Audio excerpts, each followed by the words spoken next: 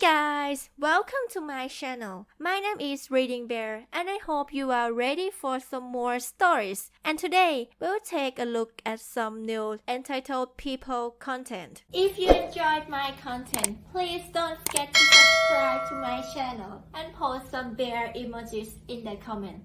And now, let's dive right into the stories. The first story is titled, HOA put a lien on my home over my unpainted mailbox and fined me over $1,000. When my wife and I bought our beautiful home in a nice and new neighborhood, we were warned by friends and family that the HOA would turn into more than what we expected. Well, they were right. This is the story of how I almost lost my house over a mailbox. We were the first family to live in this house. My wife, Jean, and I were involved in its building process and picked out fixtures and everything. Every home in the neighborhood has a mailbox that is painted one of two colors, a beige color or a very light sage green. I'll admit it's boring, but I guess the point is for uniformity. It all started one day when my mailbox was run over. Our house sits on a sharp curve at the end of a street in the neighborhood. One very icy morning, a young man was going too fast and slid into the mailbox, completely destroying it. Accidents happen and no one but the mailbox was hurt, so I didn't care too much. I had the mailbox replaced that same week. Obviously, I had to make sure it was the right style and look that the HOA required, except unpainted. Like I said, it's the winter time and that's not really the ideal time for painting anyway, so I left it alone. I did plan on painting the stupid thing, just when it got a little warmer. It's not long before I received the first letter, stating that my mailbox needed to be painted one of the two approved colors, beige or green. They said that I had a month to do so, so I didn't really rush. Not even a few weeks later, I received another letter, saying that I had been warned and will now incur a fine because I haven't done what they asked. It hadn't even been the month they said that I had to do it. They wanted $250 for this. Absolute bullshit. I decided to dispute this issue at a board meeting. They can't charge me for this. Turns out the meeting was a giant waste of time and they said that they could indeed charge me for this crap and that they would continue to do so until I met their requirements. They gave me a pair of swatches that I was supposed to take to the hardware store in order to pick out the correct color of paint. I begrudgingly went to the store and stared at the paint section for a while. I realized while looking at the color swatches that this was not the same color options that most of the neighborhood had. It's clearly a much lighter color than what everyone else had or what my old mailbox used to be. I purchased a can of beige paint and also a large can of fire engine red paint. Because I'm up to no good. So, I go home and take a quick walk around the neighborhood, fighting the brisk, cold wind to prove my point. Just as I suspected, all of the mailboxes are a completely different shade than the swatches they gave me. And it's not like the paint has faded from the sun because the swatch colors are clearly much lighter than the current mailboxes. So, if that's the case, then everyone needs to paint their freaking mailboxes. I decided to stop at my neighbor Larry's house. He's been a buddy of mine since we moved here, and I know he'll give me an honest opinion. Larry was hanging out in his garage next to his space heater, watching sports and drinking his nightcap of whiskey. He's an older gentleman who doesn't really appreciate much authority and he was quick to tell me that the HOA is being a bunch of assholes. He agreed that the colors were not the same at all. While chatting with Larry, I made the joke that I bought some red paint out of spite and thought about painting it that color just to piss the HOA off. He laughed and said that he would do it with me just to show his support. We consider this just some jokes and I head back home. This was right before my wife and I were going on vacation for 2 weeks. I'll admit that I'm a stubborn man and honestly didn't want to paint the stupid mailbox before we left, plus it rained and sleeted for days prior. Painting the mailbox would have to wait. When we got back, we found several new letters in the unpainted mailbox and a certified letter taped to the front door. The blasted HOA had seriously rejected my request to hold off on painting it until we came home and had slapped up with a $1,200 fine and put a lien on my house. That's right, they put a lien on the house. I was so floored by this, I quite literally almost hit the floor. My wife was so upset she had to call her sister and vent for over an hour. What kind of drama are these idiots looking for? Over a mailbox? Are they kidding me? They want to cause me to lose my home over this? I immediately called a foreclosure lawyer and set the next steps in motion. They advised me that I should pay the fine and do what the HOA wants, just to make the process less complicated, drawn out and expensive.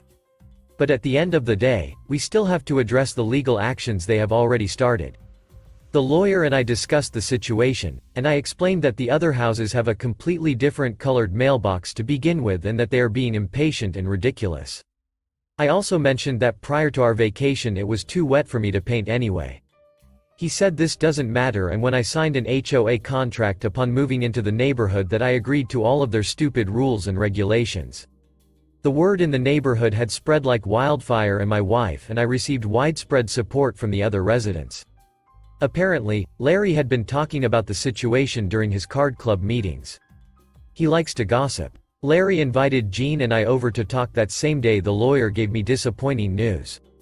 While we won't lose our house, it's still going to be a pain in the ass, and we have thousands of dollars in fines and lawyer fees. Plus, we know they're going to make us pay for their lawyers and whatnot as well. When we arrived at Larry's, we saw that there were about a dozen of our other neighbors in his garage as well. He had gathered them all there to talk about a way to say, "Screw you," to the HOA for putting such a petty lien on my house over a mailbox. They wanted to paint their mailboxes red in solidarity against the shitty HOA. Several of them had their own issues with the association over different things, but my situation was what really made them feel motivated to rise against them. We all decided that we would paint our mailboxes red and try and get as many of the neighbors to do it as possible. I even said that I would let everyone borrow my brushes and red paint I had purchased at the hardware store. That next morning, almost 30 houses had their mailboxes painted a bright, noticeable red. It was wonderful. I drove around and took pictures of the beautiful sight so I could remember the day that we all banded together against the stupid HOA. It didn't take long for there to be a neighborhood-wide letter requesting that everyone paint their mailboxes back to the appropriate color or everyone with red would be fined. This went on for almost 2 weeks. As their letters went ignored, it seemed like the case against our house got quieter and quieter. Our lawyer called us a few days later and said that the HOA had dropped the case against us and our house. That they only wanted us to pay the original fines and paint the mailbox the color they wanted. At the end of the conversation, our lawyer mentioned one fine request that the HOA had. To ask the other residents to paint their mailboxes as well. Without really saying it, they apologized and wanted things to go back to normal. I appreciated their half-assed apology and told my neighbors that we had won the war against the HOA and that I was humbled by their assistance. Since then, every year I like to hold a cookout and bring all of my wonderful neighbors over for a delicious meal. I make sure to put up all kinds of HOA disliked balloons and decorations on the newly painted mailbox. The next story is titled, "Am I the asshole for telling my neighbors that I don't care for their living situation?" I know the title sounds bad, but hear me out. I recently relocated to Orlando from Miami. I moved to some apartments that most would consider really nice. Not high-end or anything, but definitely nice. Miami was just too expensive, which is the reason for my move. So, because I work from home, and I have 2 dogs, I wanted to get a 2-bedroom apartment. One that can be an office that I can work from and one for me to sleep. After having my office in the same room I slept in my last home, still lived with my mom, it felt suffocating, like if I never got to escape work.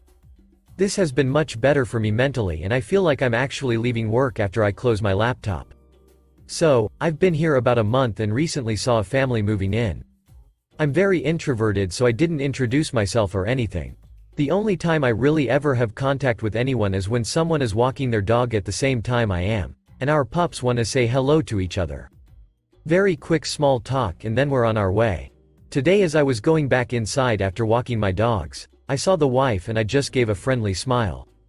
Nothing more. I decided I should throw the trash out before I clock in for the day just to get it out of the way.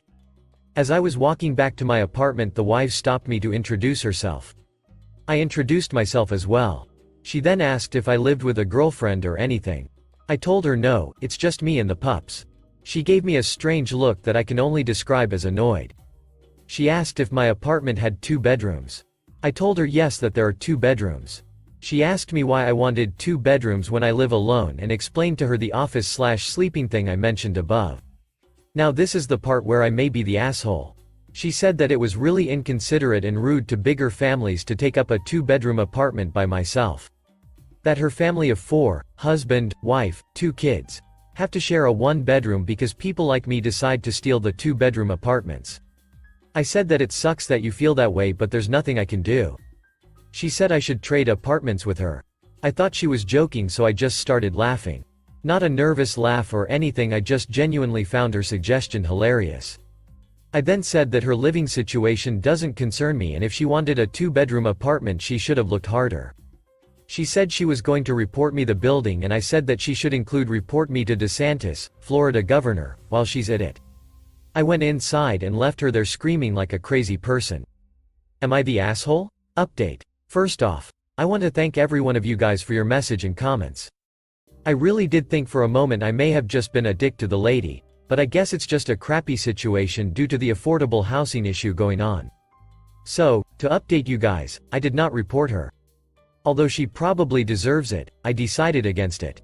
She's probably some angry mom who more than likely had her back against the wall with everything life has thrown at her. Yes, she was being unreasonable, but I can imagine the stress of a parent is bad. This is not me excusing her but trying to empathize. With that being said, she did piss someone else off. Not sure if for the same reason as me, but I heard her screaming at someone else. I guess the guy she screamed at decided to report her to management. I haven't seen any moving trucks or anything, but I've only seen the husband and the kids leaving the apartment. It looks like life is going on as usual, but to avoid eviction after having just moved in, I can only assume the husband has set some boundaries regarding her yelling at people. Sorry, it's not a juicy update, but it's just a crappy situation for her and her family, and she was probably stressed to a boiling point.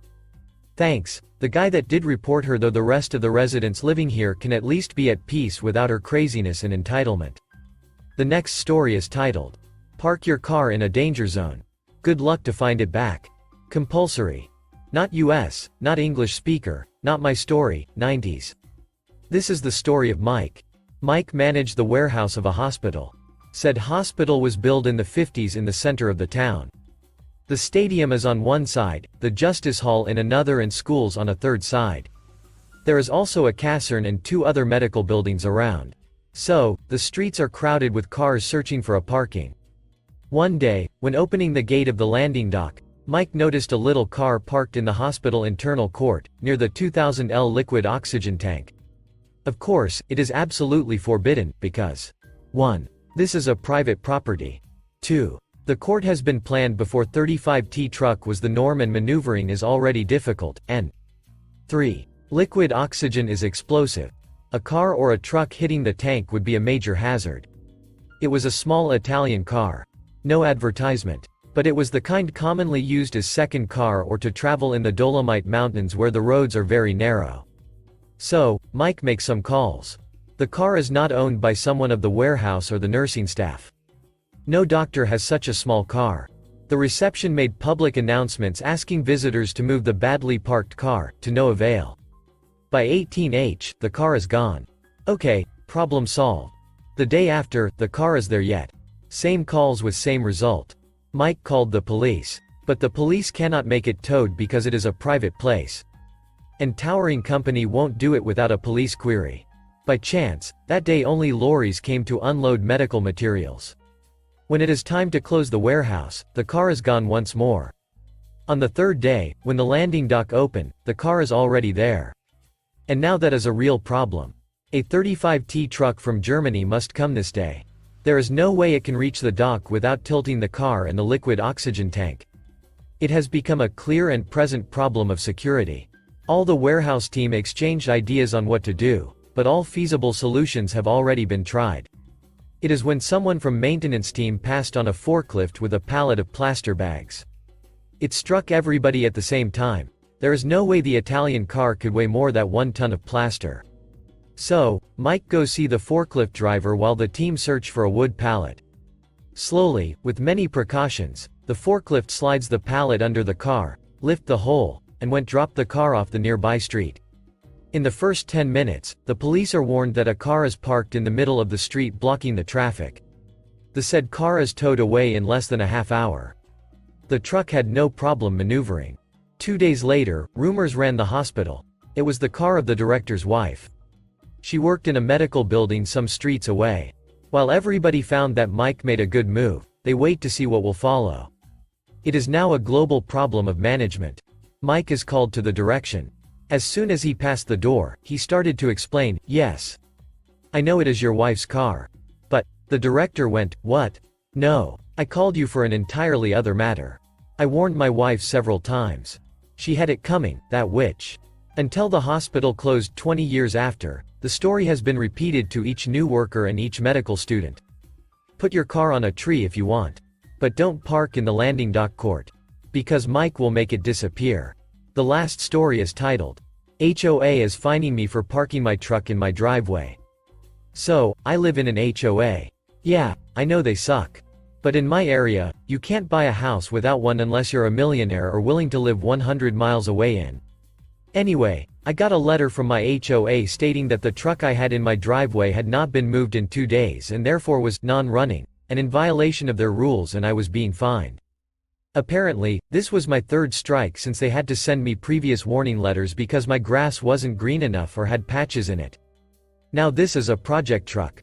But it runs, is in perfect exterior condition, and I move it almost daily.